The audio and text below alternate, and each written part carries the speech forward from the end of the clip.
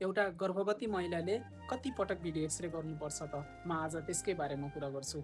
यो भिडियो आफ्नो दिदीबहिनी, साथी, भाउजू अथवा जो कोही पनि प्रेग्नेन्सी प्लान गरिराख्नु भएको छ, उहाँलाई सेयर गरिदिनु होला, उहाँलाई काम लाग्न सक्छ। अब कति पटक गर्ने त भिडियो एक्सरे?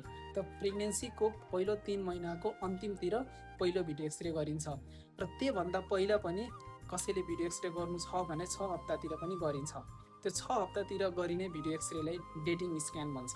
अब यो डेटिङ स्क्यान भनेको के हो त? यसमा हामीले डेट थाहा हुन्छ कि कति हप्ताको प्रेग्नेन्सी भयो। यसबाट अरू कुराहरू के थाहा हुन्छ कि जुन बच्चा बसेको छ त्यो बच्चा पाठेघरभित्र छ कि पाठेघरभन्दा बाहिर छ।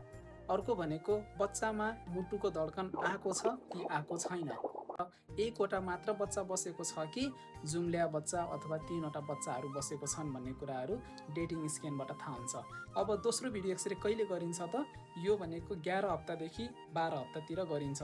यसलाई एन्टी एनबी स्क्यान भनिन्छ। यसबाट के थाहा हुन्छ कि बच्चामा कुनै जन्मजात हुने रोगहरू छ कि छैन, जुन चाहिँ जेनेटिक कन्डिसनले गर्दाखेरि हुनसक्छ र यसमा हामीले त्यस कुराको जाँच गरिन्छ।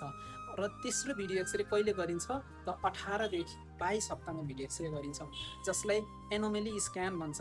र यो एनोमेली स्क्यानबाट के थाहा हुन्छ कि बच्चामा उसको खुट्टाहरूमा केही डिफेक्ट छ कि, मुटुमा केही डिफेक्ट छ कि, अथवा उसको फेस स्ट्रक्चरमा केही ओठहरू काटिएको छ कि, त्यस्तो कुराहरू हामीले चाहिँ एनोमेली स्क्यानबाट थाहा पाइन्छ। र 18देखि 22 हप्तामा गरिने भिडियो एक्सरेबाट बच्चाको तौल कति छ, बच्चाको मुटुको धड्कन ठिक छ कि छैन, साल चाहिँ कतातिर बसेको छ, तल छ कि माथितिर छ, अर्को भनेको त्यो बच्चालाई घेरिने चाहिँ पानीहरू चाहिँ कति छ, यति कुरा हामीले चाहिँ थाहा हुन्छ यो एनोमेली स्क्यानबाट। अब चौथो भिडियो एक्सरे कहिले गर्ने त? 32देखि 36 हप्तामा। र यो भिडियो एक्सरेबाट के थाहा हुन्छ? बच्चाको तौल कति भयो, बच्चाको तौल पहिलाभन्दा बढेको छ कि घटेको छ भन्ने कुरा थाहा हुन्छ।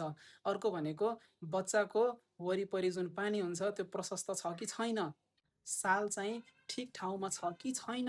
अर्को भनेको बच्चाको टाउको चाहिँ कतापट्टि फर्केछ, के बच्चा अब डेलिभरी हुने पोजिसनतिर गइसकेको छ कि छैन, कि बच्चा उल्टो बसेको छ।